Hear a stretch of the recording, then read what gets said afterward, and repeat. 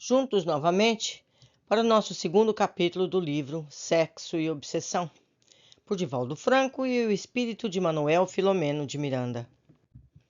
Capítulo 2. O poder da oração. Quando o ser humano se aperceber das infinitas possibilidades de que dispõe através da oração, conceder-lhe-á mais atenção e cuidados. Força dinâmica responsável pelo restabelecimento de energias é constituída de vibrações específicas que penetram o orante, mantendo-lhe a vinculação com as fontes inexauríveis de onde procedem os recursos vitais.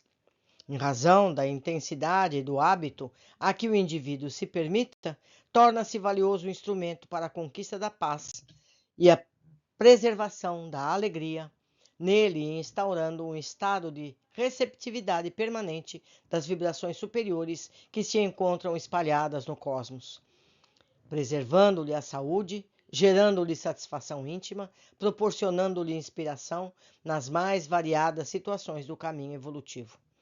Como consequência, nenhuma louvação, rogativa ou gratidão expressa através da prece fica sem resposta adequada, desde que os sentimentos acompanhem-lhe o curso oracional.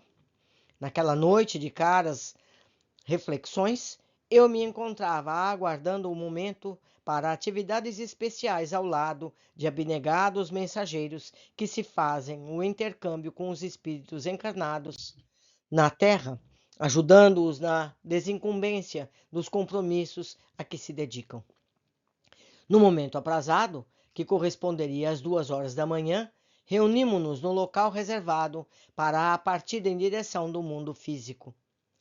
Éramos pequeno grupo formado por amigos interessados na construção da lidima fraternidade e do estudo dos fenômenos obsessivos que constituem a rude peleja entre a ignorância e o crime, a perversidade e a vingança, a loucura desmedida e a necessidade de paz, que somente pode ser obtida quando utilizados os meios legítimos, que são o respeito ao próximo, a desincumbência dos próprios deveres.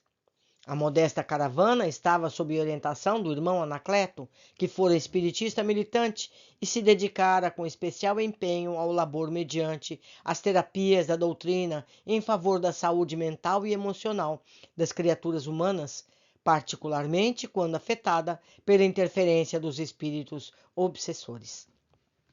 Portador de formosa folha de serviços, enquanto esteve no corpo somático, ou seja, no corpo físico, havia granjeado merecido respeito em ambos os planos da vida, pela sua abnegação, carinho, conhecimento profundo em torno da grave parasitose espiritual. Reunidos em agradável sala de amplo edifício reservado para excursões ao planeta terrestre, mantínhamos a privacidade dos nossos objetivos, preservando muito reconfortante fraternidade enquanto aguardávamos o momento de iniciar-se a jornada. O benfeitor, utilizando-se de momento próprio, expôs-nos o plano que houvera traçado para o atendimento de algumas pessoas que se encontravam em singular circunstância das suas existências sob influências perniciosas que as dilaceravam, e não obstante, recorriam com frequência a quase desespero à oração, suplicando a ajuda dos céus que lhes parecia tardar. Demorar-nos-íamos por alguns dias em nossos labores, havendo elegido como sede de ação o núcleo espírita a que nos referimos anteriormente, onde seria possível operar com o apoio mental e das vibrações salutares em favor do êxito do empreendimento. Sensibilizados ante a possibilidade do serviço em tela, mantínhamos a serenidade que deve ser preservada sempre. Acercando-se do momento da partida, o diretor do grupo convidou-nos à oração, que ele próprio proferiu, tocado de especial emoção. Senhor Jesus, amigo dos desafortunados, no momento em que nos preparamos para mais uma experiência socorrista em teu nome, exoramos a tua proteção, a fim de que possamos manter a plena sintonia com os teus propósitos de amor, realizando o melhor que nos esteja ao alcance. Sabemos que não será fácil a tarefa por executar, considerando as nossas limitações e deficiências. Nada obstante, confiamos na tua inspiração e apoio, de modo que nos seja permitido executar o serviço com os mais santos propósitos de fraternidade e de amor, conforme tu mesmo o realizaste quando estiveste conosco no planeta. Mantém-nos confiantes na irrefragável misericórdia do Pai e dulcifica-nos para que possamos sensibilizar aqueles espíritos que ainda não te conhecem, ou que, tendo travado contato contigo, se afastaram, revoltados e infelizes, negando-se à vinculação com o teu inefável amor. Semelhantes a eles, já estivemos em situação equivalente, e tu nos arrancaste das sombras, dos abismos a que nos arrojamos, equipando-nos de conhecimentos, de sentimentos, para modificarmos a estrutura íntima de que somos constituídos. Faculta-lhes também a eles a mesma concessão com que nos honraste, utilizando-te da nossa pequenez, colocada em tuas seguras e generosas mãos. Ampara-nos em todas as situações, enriquecendo-nos de inspiração e de caridade, para que sempre sejas tu quem estejas presente e não nós, eliminando o nosso ego para que te exaltemos o espírito magnânimo e misericordioso. Segue, pois, conosco, amigo de todas as horas. Ao concluir, estava com a voz embargada e todos nos encontrávamos tocados de especial emotividade. Explicou-nos o condutor da empresa que inicialmente iríamos atender a um jovem sacerdote que se encontrava em momento muito grave em sua existência, lutando com tenacidade contra as tendências infelizes do passado, que o assaltavam agora com pertinaz incidência. Embora forjado em sentimentos humanitários e cristãos, perdia lentamente as forças na imensa luta travada contra as más inclinações que lhe predominavam no íntimo e porque também estava sob indução espiritual perversa e perigosa. Quando chegamos ao local em que deveríamos iniciar as atividades socorristas, encontramos um jovem religioso mergulhado em terrível conflito interior. Não obstante se encontrasse ajoelhado, orando em desespero, o seu pensamento turbilhonado exteriorizava imagens atormentadoras de que se desejava libertar. Aparentava 30 anos de idade. Era portador de boa constituição orgânica e apresentava-se com harmonia física e mesmo alguma beleza nos traços que lhe delineavam a face. Acercando-me, ouvi o benfeitor sugerir que lhe penetrassem o campo mental, de modo a registrar os seus apelos aflitivos, inteirando-me do conflito que o assaltava, levando-o à inevitável desesperação. As emanações mentais eram carregadas de imagens infantis, escabrosas, cenas de perversão sexual com crianças, nos seus aspectos mais chocantes. Entre sombras densas que lhe dominavam as reflexões, destacavam-se a promiscuidade sadomasoquista e aberrações outras que pareciam satisfazer ao tempo que o afligiam de maneira especial. Percebendo minha perplexidade, o irmão Anacleto veio em minha ajuda, elucidando-me. O nosso Mauro é um jovem que buscou a religião sem qualquer inclinação legítima, tentando fugir dos tormentos que o sitiam desde a adolescência.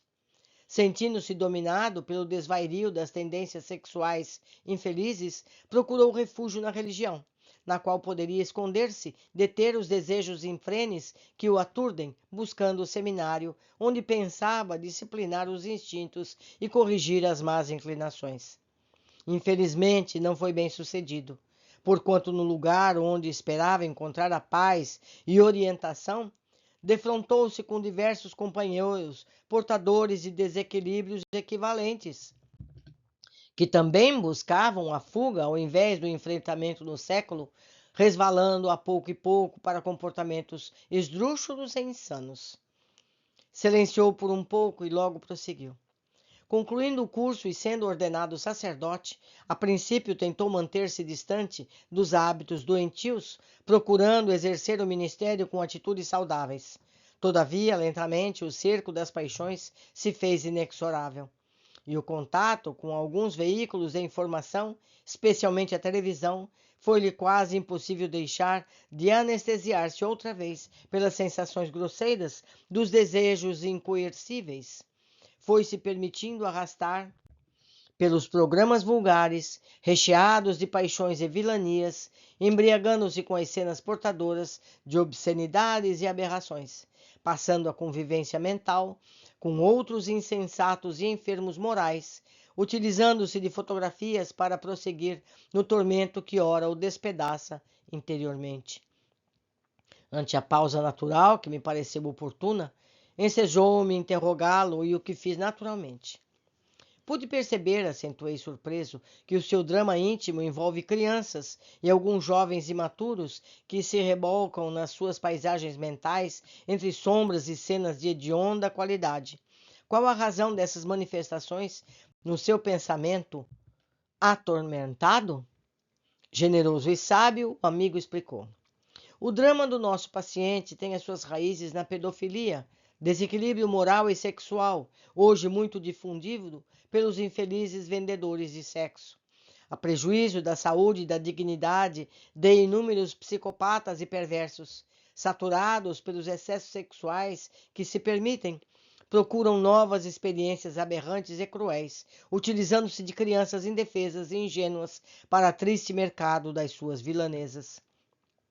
Por outro lado, pais inescrupulosos e de conduta esquizofrênica, igualmente ambiciosos e cruéis, alugam seus filhos para o comércio ignóbil, no qual adultos totalmente inescrupulosos e destituídos de sentimentos dignos delas se utilizam para dar vaza às suas tendências mórbidas, esfacelando essas vidas em floração, que se estiolam desde cedo, tornando-se aquelas que sobrevivem cínicas e depravadas, sem nenhum objetivo existencial, exceto a luxúria, para ganhar dinheiro e manter o vício, logo derrapando no uso das drogas alucinantes e destruidoras. Meus amigos, eu sei que essa descrição é terrível, mas é verdadeira.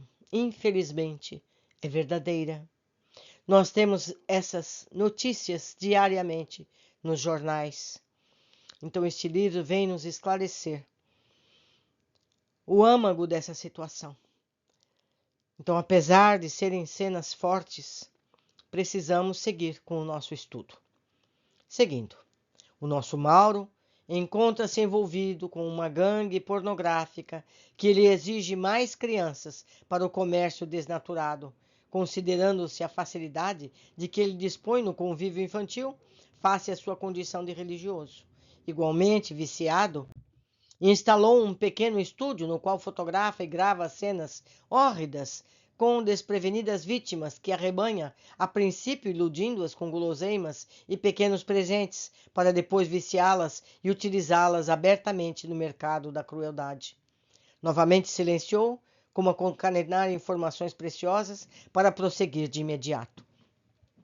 Vinculado à terrível organização espiritual jesuíta do passado, quando cometeu arbitrariedades contra criaturas tidas como inimigas e silvícolas, ou seja, indígenas, que lhe tombaram nas garras inóbeis que deveriam evangelizar. Ainda não conseguiu libertar-se desses comparsas que hoje prosseguem, inspirando-o na situação calamitosa em que se encontra. Que tristeza, meus amigos, que tristeza. Outro sim, em razão das arbitrariedades morais cometidas no século XIX, experimenta o atual tormento.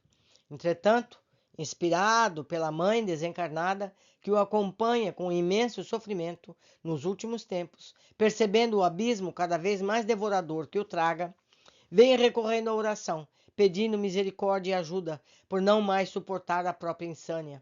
A fé ingênua da infância que o cinismo do comportamento tisnou vem-lhe retornando à mente, de forma que, tomado de sincero desejo de ter diminuídas as angústias, cada dia mais sincera se torna a súplica que chegou até os nossos centros de comunicação oracional, graça a cuja diretriz aqui nos encontramos. Ou seja, ele quer sair dessa vida e merece apoio. Vamos lá.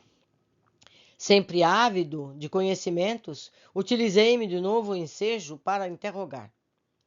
Reconhecendo-se a deficiência de comportamento do nosso paciente em seus graves delitos do passado, poderemos considerar os conflitos sexuais do momento como efeitos da conduta infeliz de antes ou como uma obsessão, já que não identifico qualquer entidade específica à sua volta? Exteriorizando bondade e paciência, o instrutor esclareceu. Estamos diante de uma resposta da vida aos atos clamorosos e perpetrados anteriormente pelo nosso amigo. É natural que, havendo desconsiderado as leis que estabelecem o respeito, o amor, o dever para com o próximo, hoje sofra os conflitos e as perturbações que lhe constituem o mecanismo de depuração dos gravames cometidos. Ao mesmo tempo, algumas de suas vítimas cercam-no de vibrações deletérias e odientas, inspirando-o nas tendências doentias, a fim de mais o afligirem ao tempo em que o alucinam e o estarrecem ante os próprios absurdos gerados pela mente em desalinho. Sempre há cobrador, quando existe o devedor, na pauta dos processos atuais de evolução do planeta terrestre e dos seus habitantes.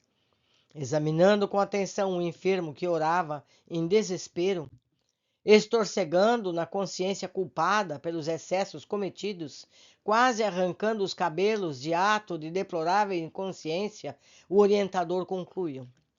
Os seus adversários espirituais encharcam-no de ideias pervertidas, desejos lúbricos insaciáveis, desvairando-o, fixando-lhe os painéis mentais, telecomandando-no à distância, quando se desprende pelo sono físico e é atraído ou arrebatado para os sítios de vergonha e de depravação, nos quais se acentuam os desbordamentos da paixão insana.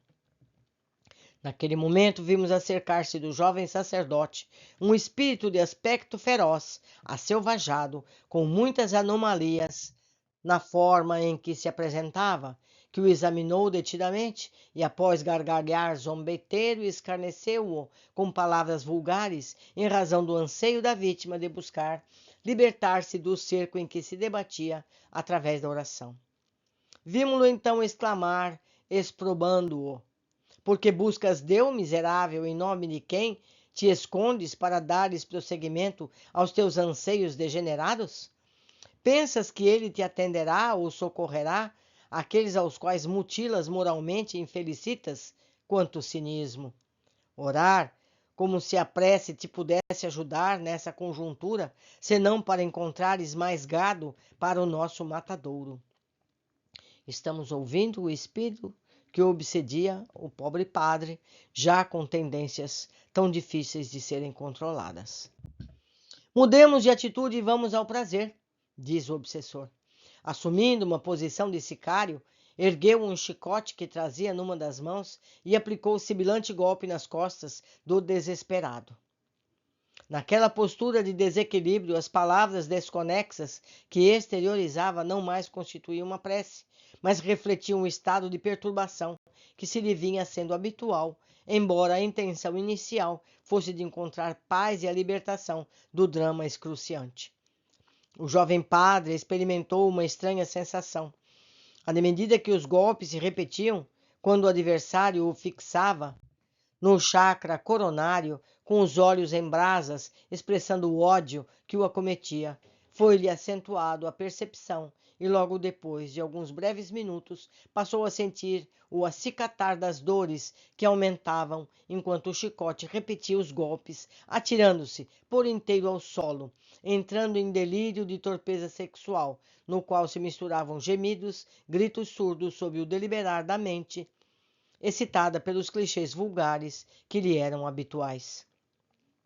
Entrando em exaustão, cessada a aplicação da sova inusitada, estertorou por um pouco, entrou em pesado sono agitado, até que se libertou do corpo envolto em densa névoa escura, sendo surpreendido pelo algoz, que o segurou com vigor, arrastando-o do recinto com grosseria. O corpo tombado continuava com leves estremecimentos e uma baba pegajosa escorria-lhe da boca, retorcida, como se houvesse sido acometido por uma crise de epilepsia. Não podíamos esconder o sentimento de compaixão que nos tomou a todos, bem como a surpresa que se me assomou, dominando-me o pensamento. O instrutor, que se encontrava familiarizado com a ocorrência, convidou-nos a que seguisse os dois litigantes que rumavam para um recinto espiritual de perversão, de deboche, que se compraziam. Enquanto nos movimentávamos em direção, indaguei com respeito. As orações, embora expressando desespero, atingem o nosso departamento de captação?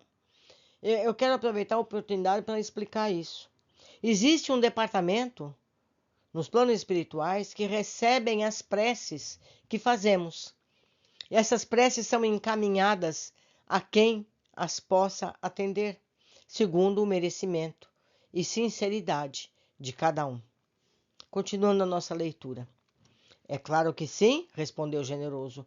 Todo apelo que procede do coração, mesmo quando as possibilidades emocionais não permitem melhor entrosamento entre o sentimento e a razão, atingem o fruto para o qual é direcionado.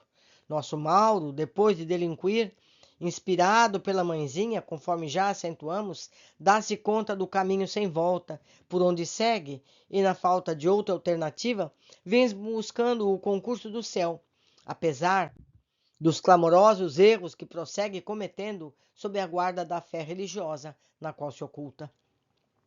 E o sarcasmo do seu comparsa em relação a essa atitude, conforme vimos, teria razão para fundamentá-lo? De forma alguma, esclareceu o bondoso. O antagonista sabe que o seu paciente poderá fugir do seu comando caso continue na busca de Deus.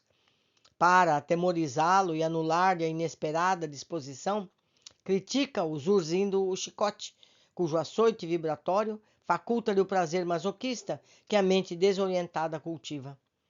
Nenhuma solicitação ao Pai Amantíssimo fica sem resposta, seja qual for a natureza do seu conteúdo, recebendo-a de acordo com o propósito de que se reveste. Sigamos os nossos irmãos. Meus amigos, que capítulo difícil, que situação angustiante. Quantas pessoas não estão neste momento numa situação similar? Nesse nosso planeta tão conturbado, tão cheio de inspirações negativas, assim como positivas. Cada um de nós é livre para seguir o caminho que escolhermos. A semeadura é livre, mas a colheita sempre será obrigatória. Por hoje ficamos aqui. Aguardo vocês na sequência do nosso estudo. Abraços.